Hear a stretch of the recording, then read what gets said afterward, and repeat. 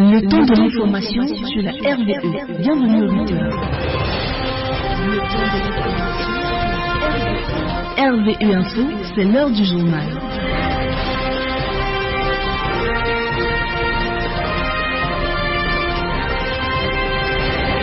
Bienvenue au 8h. Mesdames, bonjour. Monsieur, bonjour. Vous faites bien de vous informer sur la radio Vox Ecclésié, Voix d'église, en ce jour d'anniversaire pour Bernadette Dakwa. Bernadette, bonjour et joyeux anniversaire. Merci Lionel Begoum. Bonjour. Tout l'être de tout chrétien est la foi et l'amour. La foi apporte la personne à Dieu, l'amour apporte la personne aux gens, nous dit Martin Luther. Merci d'écouter le 8h sur la radio Vox Ecclésié, les titres du 10 avril. Grand pèlerinage diocésain d'Oumelon 2025. Le compte à rebours est enclenché pour cet événement annuel au sanctuaire marial de Noumelon. À quelques heures du début de ce grand rendez-vous avec Notre-Dame, tout est fin prêt pour accueillir les nombreux pèlerins pour ce cœur à cœur avec le Seigneur du vendredi 11 au samedi 12 avril 2025. L'assurance de Monseigneur Zéphirin Moubé, vicaire général du diocèse de Bafoussam, dans le 8h. Avec Sainte-Marie-Rivier, avançons dans l'espérance. C'est le thème de la session de formation pour jeunes qui s'ouvre ce jour à la paroisse Saint-Pierre de Bamungon par Bouddha. Une initiative des sœurs de la présentation de Marie qui vise à aider les jeunes à bien vivre ce temps de grâce et discerner leur vocation. Évocation dans le 8h. Année jubilaire de l'espérance, temps de grâce pour les fidèles qui redoublent de prières et d'exercices de piété. Le doyenné de Mbouda était ce mercredi à la cathédrale Saint-Joseph de Balin pour la traversée de la Porte Sainte. Écho sonore de cette démarche spirituelle dans le 8h. Voilà pour les titres.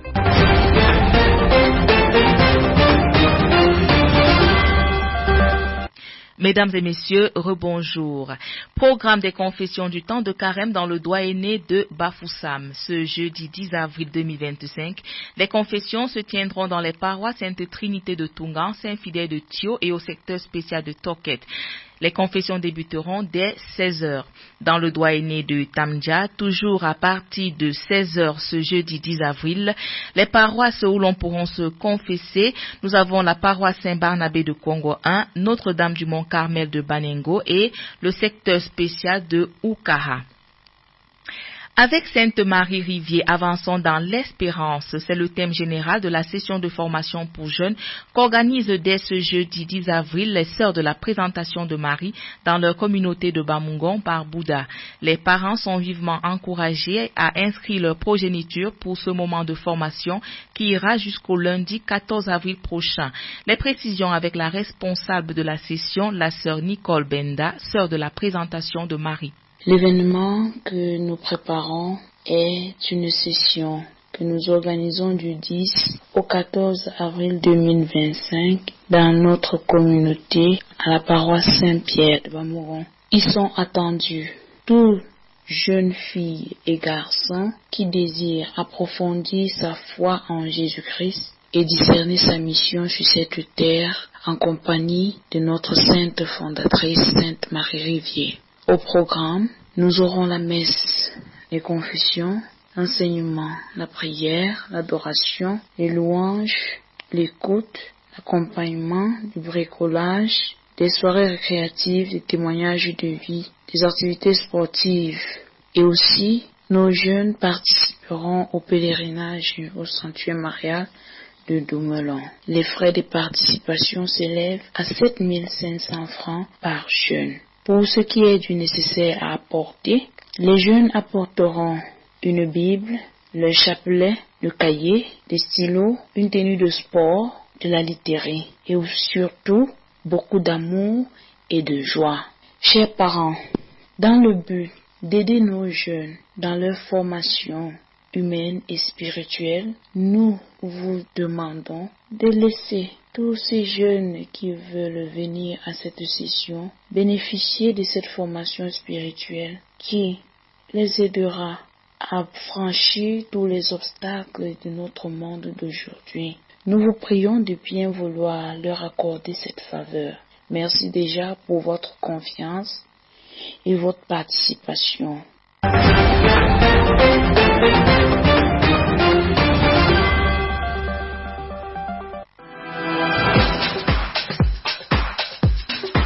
Grand pèlerinage diocésain d'Oumbelon 2025, la page spéciale du journal.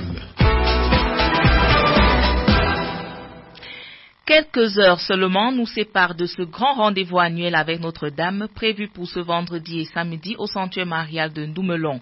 Tout est fin prêt pour accueillir les nombreux pèlerins, rassure Monseigneur Zéphirin Moubé, vicaire général du diocèse de Bafoussam, à l'issue de la dernière rencontre préparatoire qu'il présidait hier sur le site de l'événement. Nous l'écoutons au micro de Lionel Begoum. Nous sortons là de la dernière rencontre préparatoire du grand pèlerinage diocésain qui aura lieu du vendredi soir au samedi, jour du grand pèlerinage. Alors je suis personnellement satisfait de cette rencontre qui évalue, n'est-ce pas, le degré d'avancement des préparatifs, n'est-ce pas, dans chaque commission. Je puis dire qu'on a le cœur net, le pèlerinage aura bel et bien lieu et ce sera un pèlerinage comme les autres, mais avec des améliorations au niveau du service qu'on offre aux pèlerins, n'est-ce pas, dans le cadre du sanctuaire pendant le pèlerinage. À présent, nous suivons les recommandations de Monseigneur Zéphirin Moubé, vicaire général du diocèse de Bafoussam, pour un pèlerinage fructueux. Nous invitons les pèlerins à suivre les indications pratiques qui leur seront données. Déjà à la RVE, vendredi soir déjà en arrivant, et le matin en arrivant au sanctuaire. Que tous puissent se conformer, n'est-ce pas, aux dispositions qui sont prises pour que ce pèlerinage se passe bien pour tout le monde. Que le cadre, n'est-ce pas, de la prière dans le sanctuaire soit respecté, le silence nécessaire pour que la liturgie se passe bien. Mais aussi qu'ils n'oublient pas que le sanctuaire est en train de se construire et que chacun devrait apporter, n'est-ce pas, sa petite contribution pour que les travaux avancent. À travers les petits tickets qui sont vendus, à travers les tickets de parking par exemple, les tickets du pèlerin, et même pouvoir faire un geste là où il faut le faire pour aider, n'est-ce pas, à faire avancer les travaux. Je trouve déjà ici l'occasion de dire qu'ils trouveront sur place que le cadre s'est amélioré.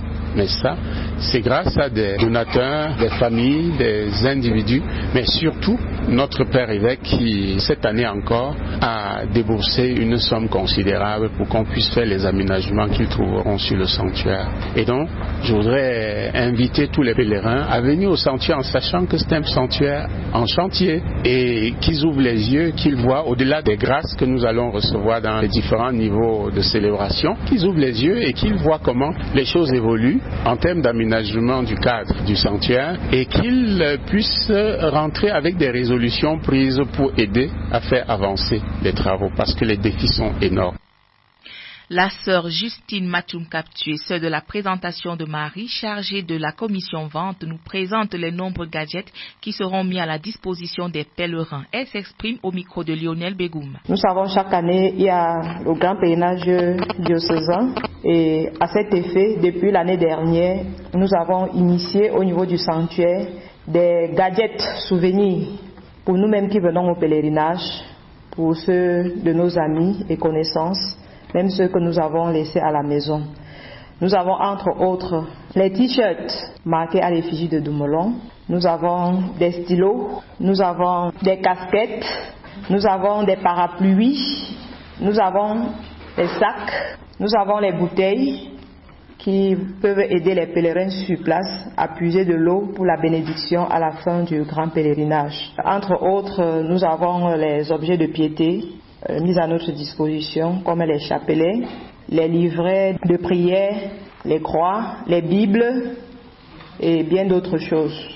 Et à l'occasion du grand pèlerinage, nous avons initié, comme d'habitude, le carnet du pèlerin. Chaque pèlerin doit s'acquitter de son carnet, qui ne coûte que 500 francs. Nous avons des cartes de pèlerin mises à notre disposition, que chaque pèlerin puisse inscrire son nom avant de rentrer de Ndoumelon, pour que la Vierge Marie Notre-Dame de Ndoumelon continue de prier pour lui. Que personne ne rentre sans souvenir de Ndoumelon. Nous en avons assez. Nous avons les tickets de parking pour ceux qui ont des véhicules. Donc, de ne pas s'inquiéter.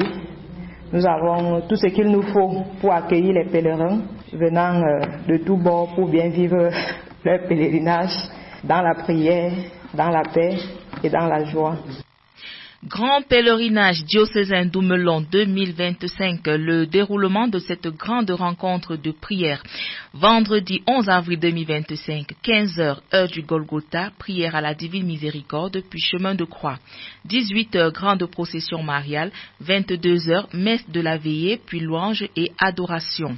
Samedi 12 avril 2025, 7h, méditation du rosaire et confession. 9h55, messe pontificale présidée par l'évêque du diocèse. Notez bien, le programme de vendredi concerne essentiellement les groupes Mario, les apôtres de la miséricorde divine et le renouveau charismatique qui devront prendre des dispositions pour être aussi présents à la messe de clôture du pèlerinage.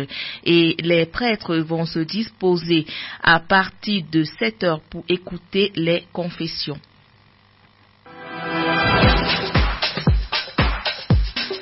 Grand pèlerinage diocésain d'Oumelon 2025, c'était la page spéciale du journal.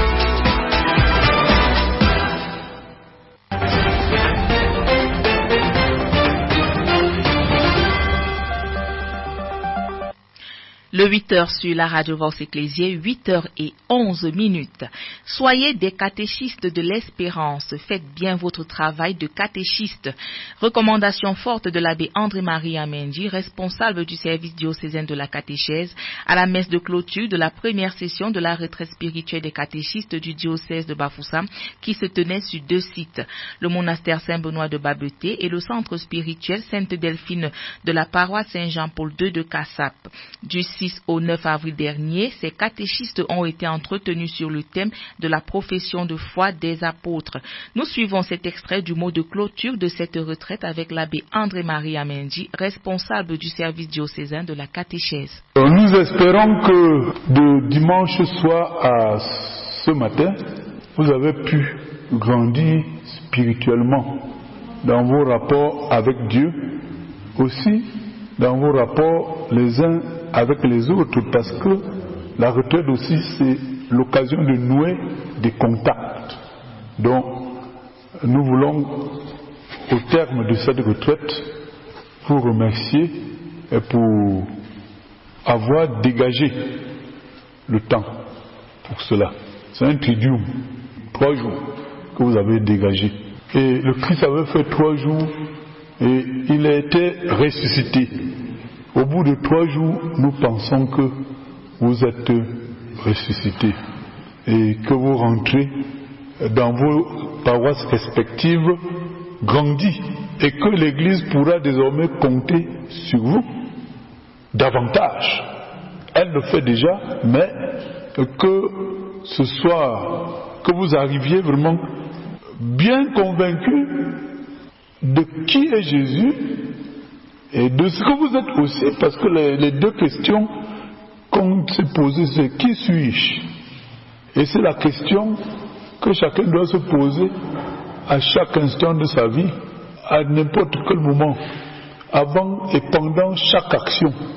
Qui suis-je? Et si vous posez cette question-là, vous allez pécher moins, vous allez vous égarer moins. Qui suis-je? Et la réponse c'est je suis catéchiste.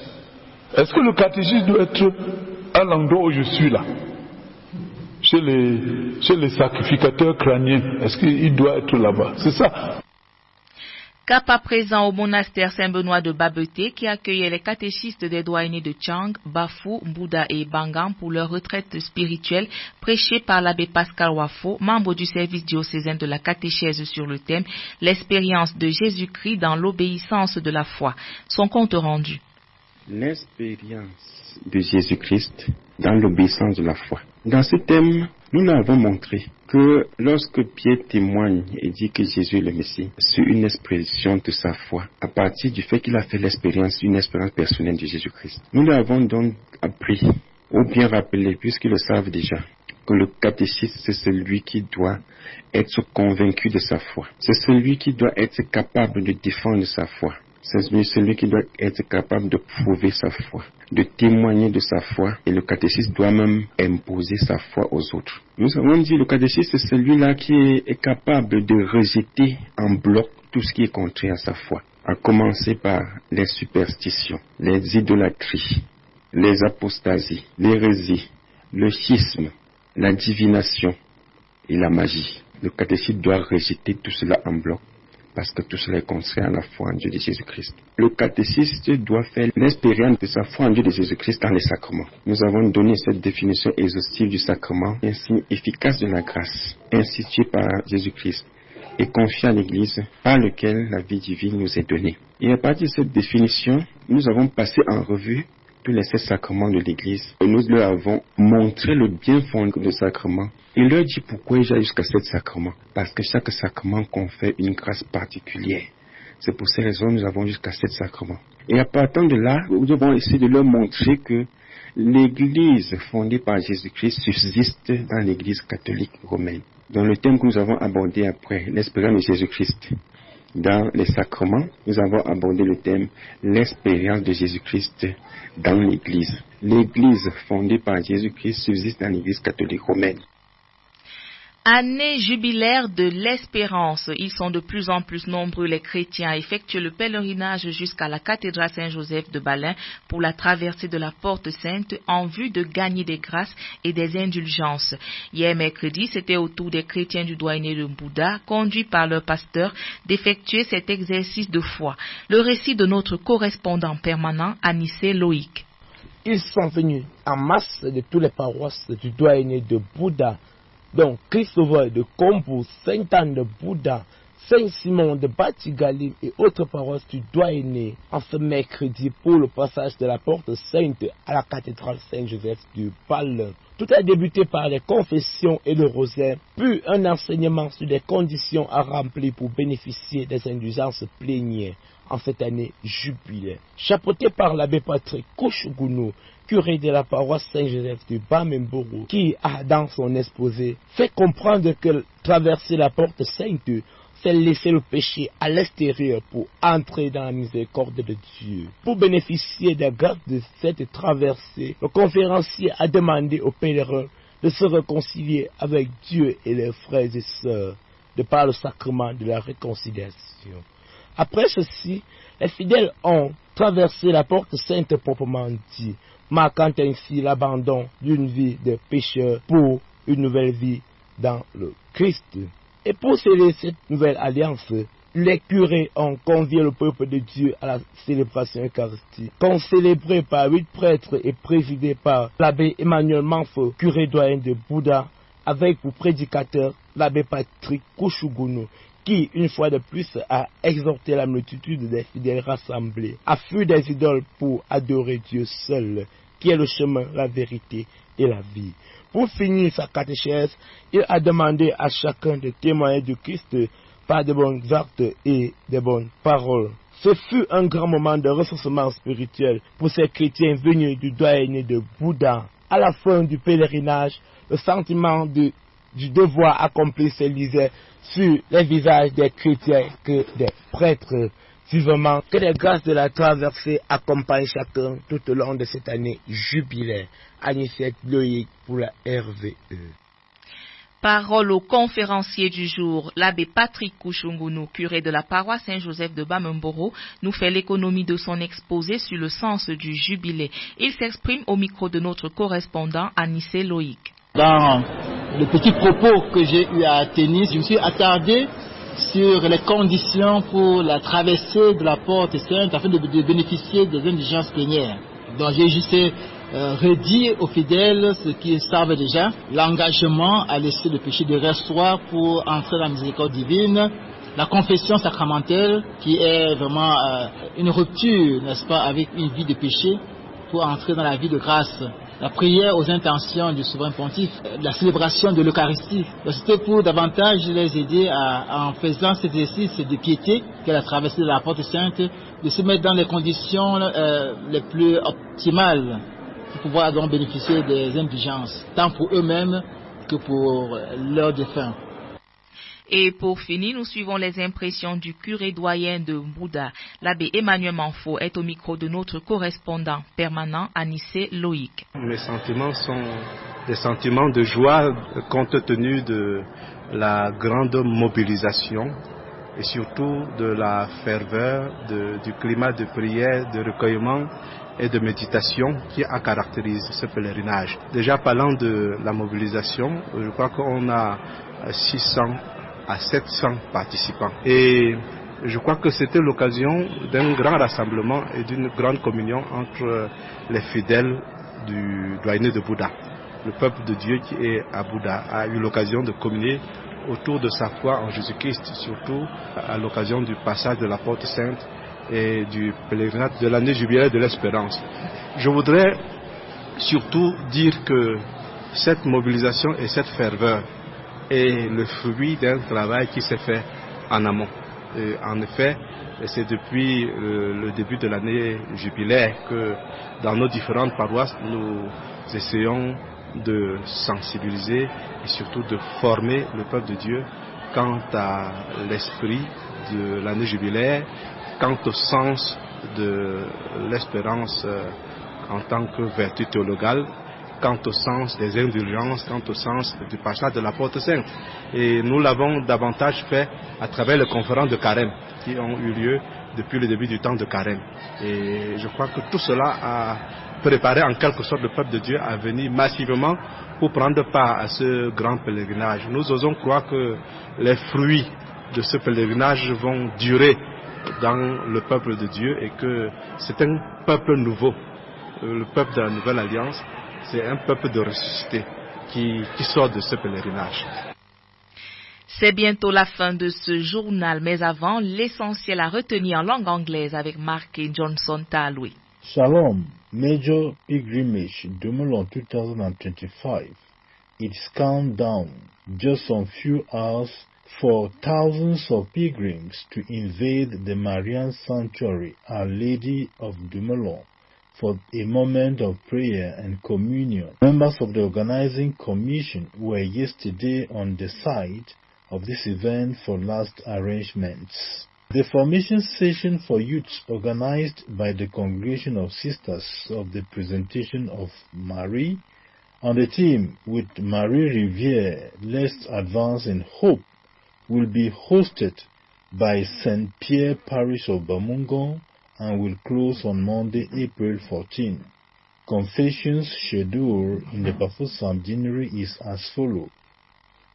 Saint Trinité Tungan, Saint Fidèle of Thio, and Special Sector of Toket.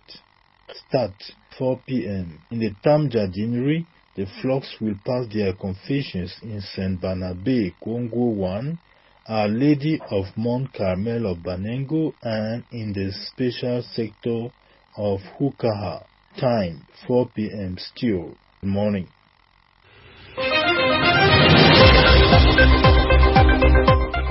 RVE Info, l'édition matinale du 10 avril, mise en onde de Fidèle Mélie. Merci pour votre aimable écoute. Je suis Bernadette Dakwa, derrière ce micro de présentation. Ne décrochez surtout pas, nos programmes se poursuivent sur la radio Vox Ecclésiae, votre fréquence catholique au cœur du diocèse de Bafoussam.